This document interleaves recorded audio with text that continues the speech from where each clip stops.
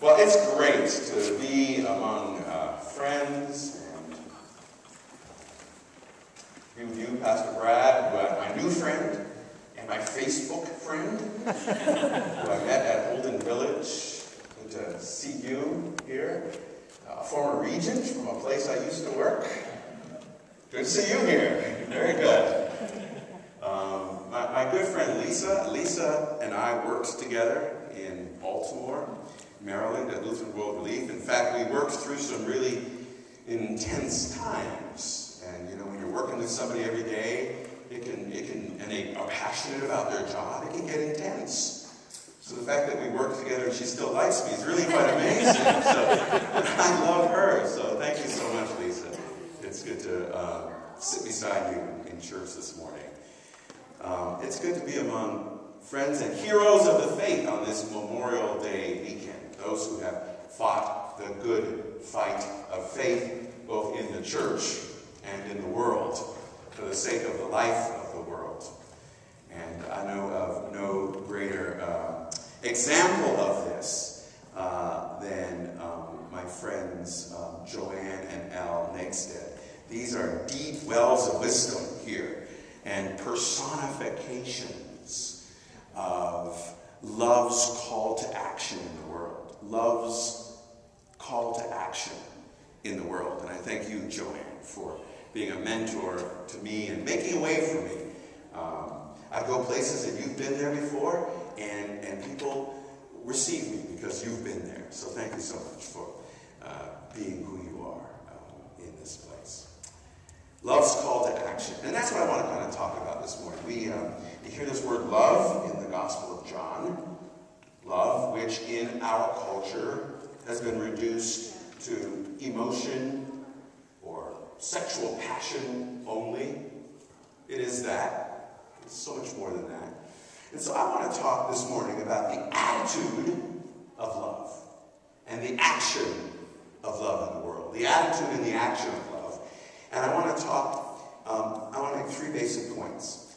That love's call to action through this opportunity we have to end malaria deaths around the world by 2015. This is a real opportunity we have. In the next 4 years, to end the threat of malaria that's now killing almost 1 million people a year.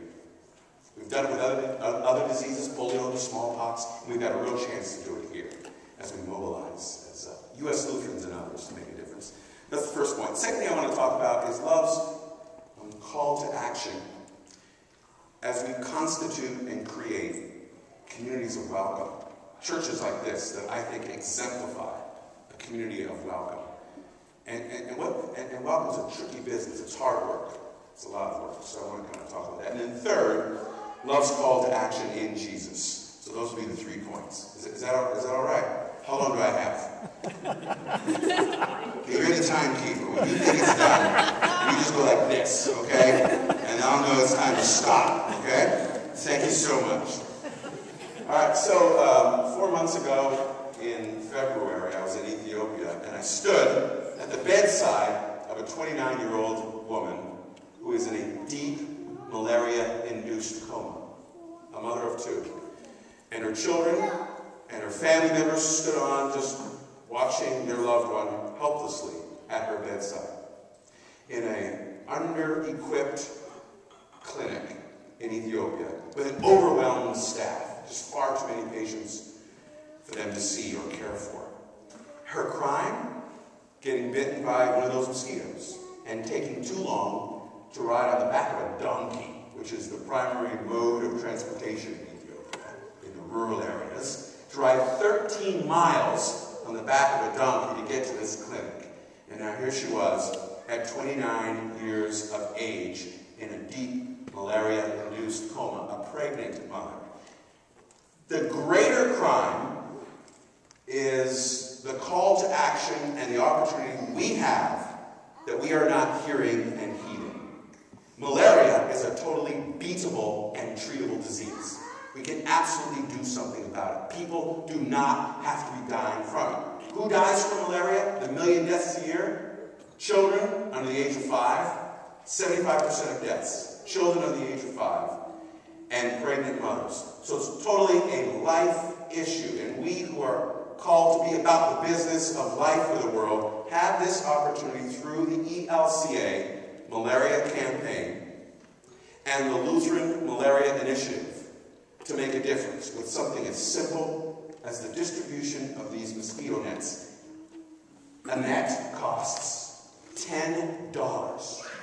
It lasts 3 years and can protect a family or someone sleeping under it for 3 years for $10.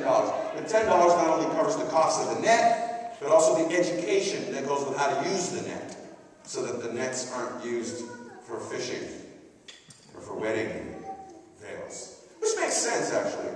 You know, if you need to eat some fish and you're hungry today, it makes sense to use a net for fishing. It makes sense. And you can actually catch stuff, catch fish with a net. But of course, it makes much more sense to be alive in 3 years, or for 3 years.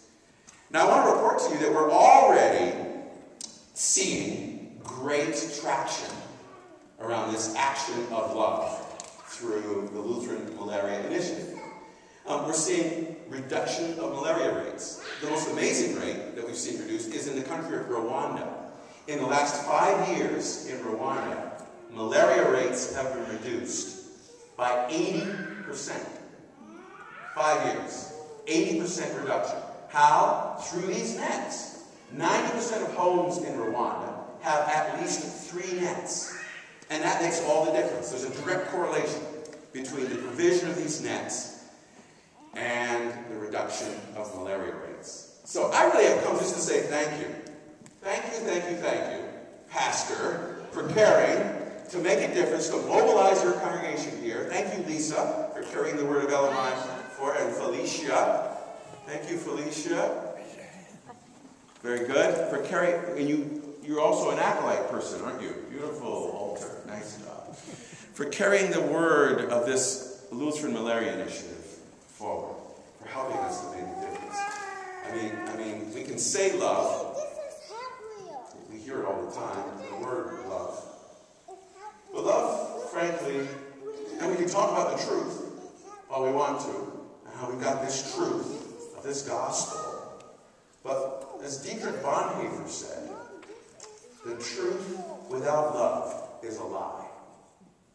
The truth without love is a lie. Which means actions of love.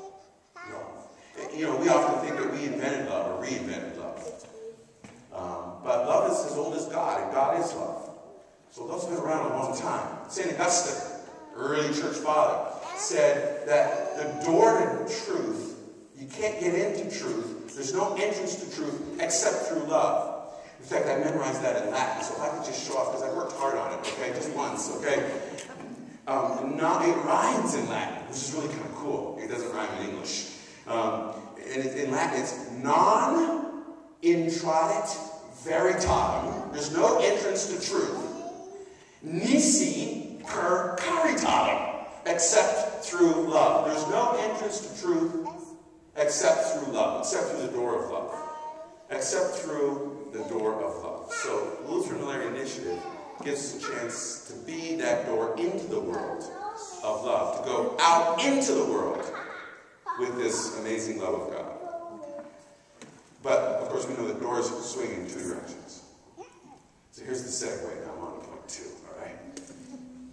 What about those doors coming in that welcome people now into a community of faith? Doors of love.